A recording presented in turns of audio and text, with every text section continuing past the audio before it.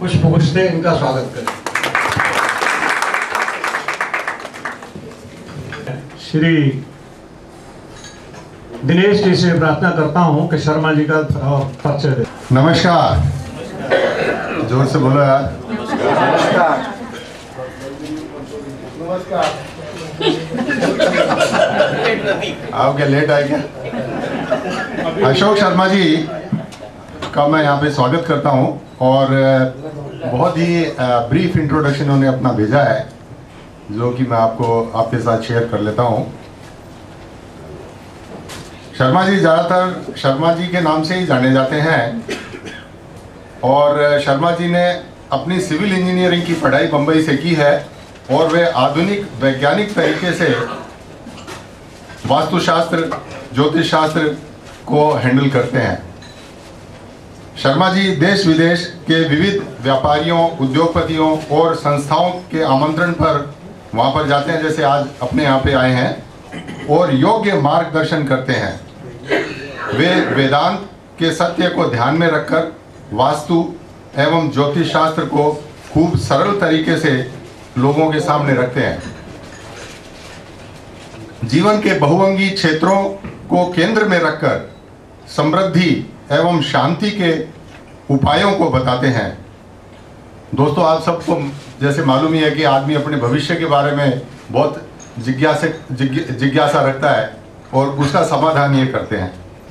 इनके पास प्राचीन विद्या की जानकारी तो है ही, साथ ही इन्होंने श्रेष्ठ पारंपरिक गुरुओं के सानिध्य में भी अभ्यास किया हुआ है। विभिन्न संस्थाओं ने इन्हें ज्योतिष एवं वास्तुशास्त्र के ऊपर स्पीच के लिए बुलाया है, जिसमें करीब 22 संस्थाएं ऐसी हैं। कुछ प्रमुख संस्थाओं के नाम मैं आपको बता देता हूँ, जैसे कि प्रेमपुरी आध्यात्मिक भवन चौपाटी, रोटरी क्लब की और कई जो दूसरे हमारे जो क्लब हैं, जैसे खाड़ का क्लब है, हीरानंदानी एस्टेट का क्लब है, उन्होंने इनको बुलाया हुआ है। वडलो करके जो जैन सीनियर सिटीजन सेंटर है, Divya Jyotish Mandal Mumbai, Garodia school of professional study Ghatkopar, international federation of astrologies, Shri JPM junior college Andheri, senior citizen club of Marine Drive Mumbai, apparel export association Worli. तो इस तरह से इन्होंने समाज की पूरे क्रॉस सेक्शन को ये इसका ज्ञान दिया है और इसके बारे में शेयर किया है सबसे।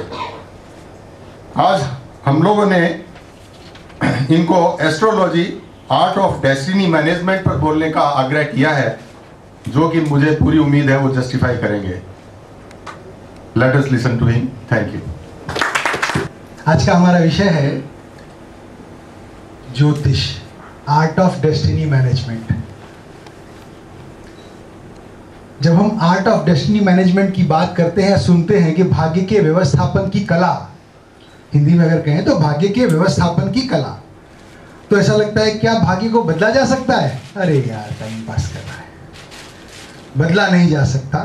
यहाँ पे बदलने की बात ही नहीं हो रही है, यहाँ तो व्यवस्थापन की बात हो रही है। छोटा सा एग्जाम्पल अगर हम देखें तो हमको पता चलेगा कि हम अगर किसी के घर में सुबह 9:30 बजे नाश्ते के समय पहुँचे, उन्होंने इन्वाइट किया हो, वो हमारे सामने आता है और वो हमें आग्रह करते हैं कि ये ले लीजिए, वो ले लीजिए, समझो कुछ फ्रूट हैं और जूस है या कॉफ़ी है, वड़े, समोसे, चटनी, क्या क्या आता है ना, नमकीन वगैरह, जो सारी चीज़ें रखी हैं। आपने क्या खाया, इस पर निर्भर करता है कि आपका दिन कैसा जाएगा। अगर आपने 2-3 समोसे खा लिए डट के और ऊपर से बढ़िया तगड़ी कड़क कॉफ़ी पी ली, एसिडिटी बढ़ जाएगी, गड़बड़ शुरू हो जाएगी। अगर आपने 2 फ्रूट के टुकड़े लिए और फ्रूट जूस लिया, मामला ठीक ठाक रहेगा, मस्ती में पूरा दिन निकलेगा। आपके भाग्य में वो सारी चीजें थी जो उनकी रसोई में से आपके डाइनिंग टेबल पर आई। That is in your destiny. वो सारे भाग्य में थे ना, लेकिन हमने क्या लिया? वो हमने भाग्य को मैनेज किया। बिल्कुल इसी तरह से हम इस शास्त्र को समझें, इस ग्रंथ को समझें, तब हम ज्यादा आसानी से इसका उपयोग अपने जीवन में कर सकते हैं सकारात्मक रूप से। मैं आपको यहां बताना चाहता हूं कि हमारा जो विषय है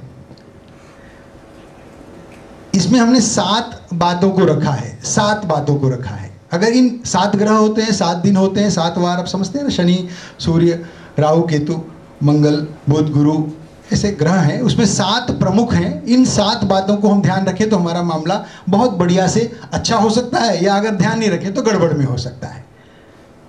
हमारी इच्छा क्या है, हमारा उद्देश्य क्या है? हमारा उद्देश्य है सुख प्राप्ति, दुख निवृत्ति।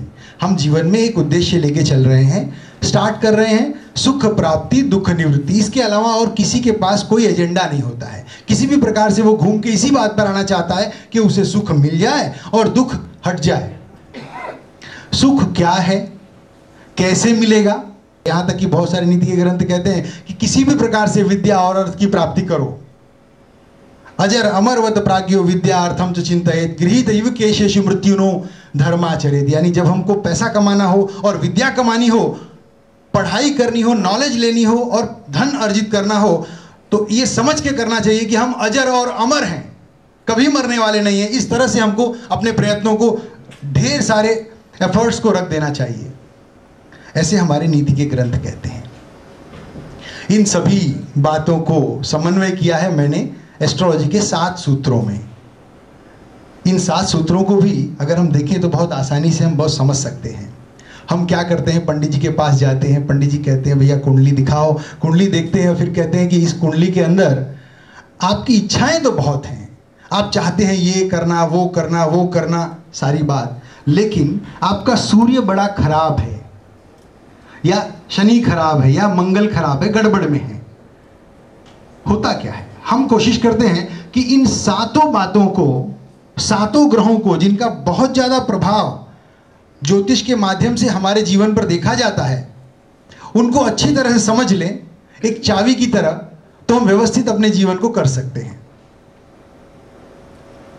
इसीलिए मैंने इसका नाम दिया है 7 स्टेप्स ऑफ डेस्टिनी मैनेजमेंट। ज्योतिष ग्रंथ तो बहुत अलग अलग ढंग से इसको कहते हैं और हम इसको सरल करके आपके सामने रख रहे हैं। पहला स्टेप है हमारा सूर्य।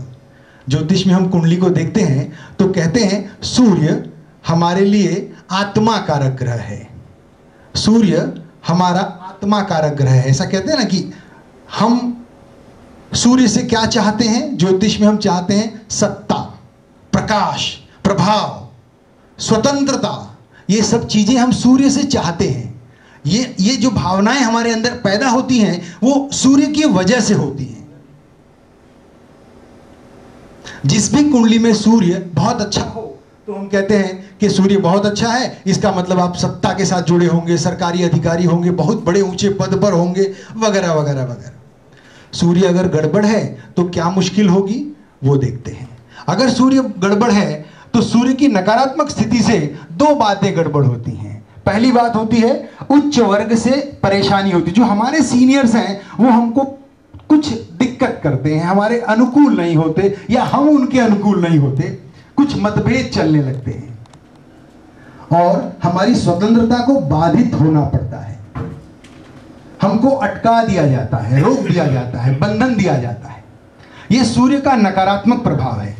सूर्य से हमारे अंदर इच्छा क्या पैदा होती है, सत्ता, स्वतंत्रता। कौन नहीं चाहता है आजादी, कौन नहीं चाहता है फ्रीडम, फ्रीनेस, पावर।